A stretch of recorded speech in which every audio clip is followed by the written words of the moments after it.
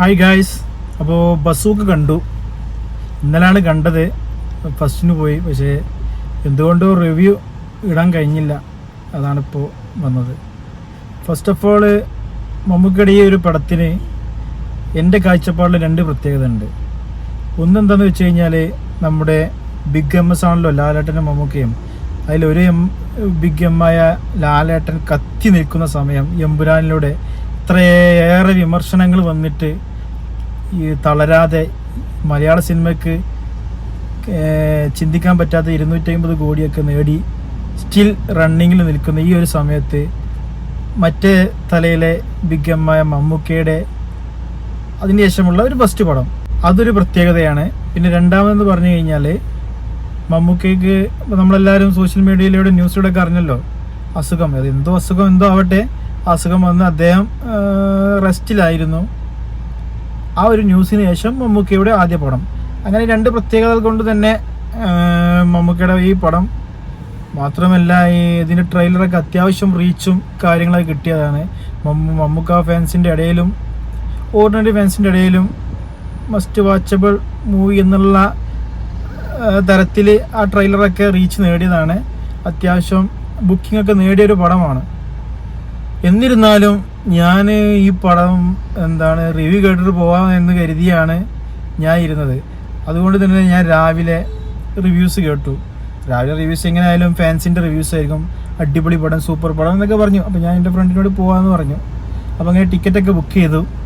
പിന്നെ ഞാൻ നമ്മുടെ പ്രശസ്തനായ അശ്വന്ത് ഗോക്കിൻ്റെ റിവ്യൂ കാണാനിടയായത്. അപ്പോൾ അയാൾ അതിൽ ചാറടിച്ചിട്ട് വളരെ ഡിസാസ്റ്റർ പടം എന്ന രീതിയിലാണ് അദ്ദേഹം റിവ്യൂ കൊടുത്തിട്ടുള്ളത്. നിങ്ങളൊക്കെ കണ്ടിട്ടുണ്ടായിരിക്കും. അപ്പം ഞാൻ കരുതി ക്യാഷ് പോയി പണ്ടാറടങ്ങാൻ. പക്ഷെ 4 മണിക്കൂർ മുന്നേ നമുക്ക് ഇത് ചെയ്യാം, റീഫണ്ട് കിട്ടും.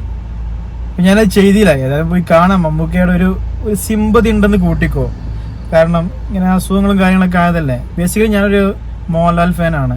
അതെങ്ങനെ ആയെന്നൊന്നും എനിക്കറിയില്ല. ചെറുപ്പം മുതൽ അങ്ങനെ ആയിപ്പോയി എന്ന് കരുതി മമ്മൂക്കനോടോ മറ്റുള്ളവരോട് ദേഷ്യമൊന്നുമില്ല. പക്ഷെ എന്തുകൊണ്ടോ ഇപ്പോൾ മമ്മൂക്കയുടെ ഒരു സിമ്പതി ഉണ്ട്. ബേസിക്കലി ചിലപ്പോൾ മൂപ്പര് അസുഖങ്ങളും കാര്യങ്ങളൊക്കെ കേട്ടിട്ടായിരിക്കും, എന്തോ അറിയില്ല. അപ്പോൾ അതുകൊണ്ട് ഞാൻ ടിക്കറ്റ് ക്യാൻസൽ ചെയ്യാൻ നിന്നില്ല, പടത്തിന് പോകാമെന്ന് കരുതി. അങ്ങനെ പടം പോയി കണ്ടപ്പോഴാണ് സീരിയസ്ലി പറയാലോ, ഫാൻസൊക്കെ മാറ്റിച്ചിട്ട് പറയാലോ, ഒരു ഓർഡിനറി പ്രേക്ഷകനായിട്ട് പറയാലോ, പടം 1 ടൈം വാച്ചബിളാണ്. അടിപൊളി, ഫാൻസ് പറഞ്ഞ പോലെ അടിപൊളി, പക്ക സൂപ്പർ, വേറെ ലെവല് പടം എന്നൊന്നും പറയാൻ പറ്റില്ല. ഈ ഊളാന്ന് തന്നെ ഞാൻ പറയുള്ളൂ. ഊള അശ്വന്ത് ഗോക്ക് പറഞ്ഞ മാതിരി അത്ര ഡിസാസ്റ്റർ പടമല്ല. 1 ടൈം വാച്ചബിള്, പക്ക. പക്ഷേ മസാല ഐറ്റംസ് ഒക്കെ ഉള്ള സംഭവം തന്നെ. റോബറിയും ഇന്നൊക്കെ ആദ്യം ചെയ്തെന്നുള്ള ഒരു സസ്പെൻസും കാര്യങ്ങളൊക്കെയാണ് പടം. പക്ഷെ അത് ഈ അശ്വന്ത് ഗോക്ക് എന്ന് പറയുന്ന റിവ്യൂവർ ശരിക്കും എല്ലാവരും പറയുന്ന പോലെ മലയാള സിനിമയ്ക്ക് ഒരു ഭയങ്കര ഒരു കരടാണ്.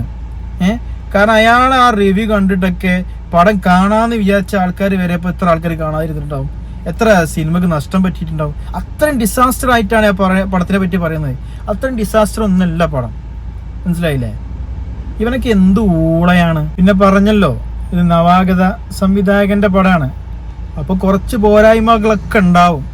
അപ്പോൾ നിങ്ങൾ പറയും, പോരായ്മകളൊക്കെ സഹിക്കാനാണ് നമ്മൾ പൈസ കൊടുത്ത് പടം കാണണല്ലോ, പോരായ്മകളൊന്നും നമുക്ക് സഹിക്കാൻ പറ്റില്ല എന്ന് പറയും. പക്ഷെ അത്രമാത്രം കണ്ണിൽ കരടാവുന്ന, കല്ലുകടിയാവുന്ന പോരായ്മകളൊന്നും ഈ പടത്തിൽ ഞാൻ കണ്ടിട്ടില്ല.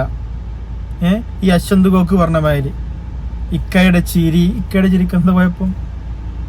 ക്ലൈമാക്സ് ഒക്കെ വേറെ ലെവലായിട്ടുണ്ട്. ഒരിക്കലും നമുക്ക് പ്രൊഡിക്റ്റബിൾ ചെയ്യാൻ പറ്റാത്ത ഒരു ലെവലായി. ഈ പടത്തിൻ്റെ ഒരു ഫുൾ ടോട്ടായിട്ട് നോക്കുമ്പോൾ ക്ലൈമാക്സ് തന്നെയാണ് ഒരു വെറൈറ്റി ആയിട്ടുള്ളത്.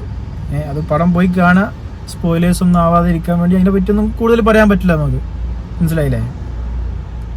അതേപോലെ തന്നെ ലൈഫ് ഓഫ് അനന്തൊക്കെ വളരെ താറടിച്ചിട്ടാണ് ഇതിൻ്റെ റിവ്യൂ എടുത്തത്. അതൊക്കെ എങ്ങനെയാണ്, ഏത് രീതിയിലാണ് പടം കൺവേ അയക്കണമെന്ന് എന്നുള്ളത് എനിക്കറിയില്ല. ഇതൊരു മലയാള സിനിമയിൽ ഇതുവരെ ഉണ്ടാവാത്തൊരു തോട്ടാണ്. ഇതിൻ്റെ തീം ഒരുപാട് സിനിമകളിൽ ഉണ്ടായതാണ്. കാരണം റോബറിയും കാര്യങ്ങളൊക്കെ ധൂം സീരീസ് മുതൽ നമ്മൾ കാണാൻ തുടങ്ങിയാണ്. അതേമാതിരി ജെയിംസ് ബോണ്ട് പടങ്ങളിൽ നമ്മൾ കണ്ടതാണ്. പക്ഷെ അതിനൊരു വേറെ മേലെ ഇട്ടിരിക്കുന്നത് എന്ന് പറഞ്ഞു കഴിഞ്ഞാൽ, ഒരു ഡ്രസ്സ് ഇട്ടതെന്ന് വെച്ച് കഴിഞ്ഞാൽ ഒരു ഞാൻ പറഞ്ഞ് മനസ്സിലാവേണ്ട നിങ്ങൾക്ക് റോബറിയാണ് കഥ. പക്ഷേ അതിൻ്റെ അത് വേറെ രീതിയിലാവാൻ കാരണം അവിടെ ഒരു ഗെയിം ആണ് കൊടുത്തിട്ടുള്ളത്. ഗെയിം പോലെയാണ് ആ റോബറിയും കാര്യങ്ങളൊക്കെ നടക്കുന്നത്. ഒരു ഗെയിമും കൂടി ഇൻക്ലൂഡഡ് ആണ് ഈ ഒരു പടത്തിൽ. അത് ഒരു പുതുമയാണ് പ്രേക്ഷകന്. അപ്പോൾ എൻ്റെ പ്രിയപ്പെട്ട മമ്മൂട്ടി ഫാൻസിനോടും അതേപോലെ ഓർഡിനറി ഫാൻസിനോടും പറയാനുള്ളത്, ഇതുപോലുള്ള ഊള റിവ്യൂവേഴ്സിൻ്റെ, ഞാൻ പേര് തന്നെ പറയാം, അശ്വന്ത് ഗോക്കിനെ പോലെയുള്ള ഊള റിവ്യൂസിൻ്റെ റിവ്യൂ കേട്ടിട്ട് നിങ്ങൾ പടം കാണാതിരിക്കരുത്. പടം വൺ ടൈം വാച്ചബിൾ ആണ്. പക്കാ സൂപ്പർ ഹൈപ്പ് പടം എന്നൊന്നും ഞാൻ പറയില്ല. വൺ ടൈം വാച്ചബിൾ ആയ, ഒരിക്കലും ബോറടിക്കാത്തതെന്ന് പറയുമ്പോൾ തന്നെ അത് വലിയ കാര്യമാണ്. മനസ്സിലായില്ലേ? ഇത്രയും കോടി നേടിയ 250 കോടി നേടിയ എമ്പുരാനിൽ വരെ എനിക്ക് ബോറടി നേരിട്ടുണ്ട്. സത്യസന്ധമായിട്ട് പറയല്ലോ, ആ ഒരു ബോറടി ഈ പടത്തിൽ കിട്ടിയിട്ടില്ല. ചിലപ്പോൾ 2.5 മണിക്കൂർ ഉള്ളതുകൊണ്ടായിരിക്കും, എമ്പുരാൻ 3 മണിക്കൂർ കൊണ്ട് വലിച്ചു നീട്ടിയിട്ടുണ്ട്, അതുകൊണ്ടായിരിക്കും, എന്തോ അറിയില്ല. ഈ പടത്തിനെ സംബന്ധിച്ചിടത്തോളം ആ ബോറടി അനുഭവപ്പെട്ടിട്ടില്ല. അതുകൊണ്ട് തന്നെ ഞാൻ ഉറപ്പായിട്ടും പറയും, തീർച്ചയായിട്ടും എൻ്റെ വാക്ക് കേട്ടിട്ട് നിങ്ങൾക്ക് വൺ ടൈം വാച്ചബിൾ മൂവി ആയിട്ട് ഇതിനെ പരിഗണിക്കുക, അങ്ങനെ പോയി കാണാം. മറ്റേ തരത്തിലുള്ള ഊളകളുടെ റിവ്യൂസ് കേട്ടിട്ട് പടം പോയി കാണാതിരിക്കണ്ട. ഓക്കെ, മമ്മൂക്ക ഫാൻസിന് മസ്റ്റ് വാച്ചബിൾ ആണ് പടം. 74-ാം വയസ്സിലും അദ്ദേഹം ഇങ്ങനെ കയ്യും കാലും പൊന്തിച്ച് അഭിനയിക്കുന്നുണ്ടല്ല.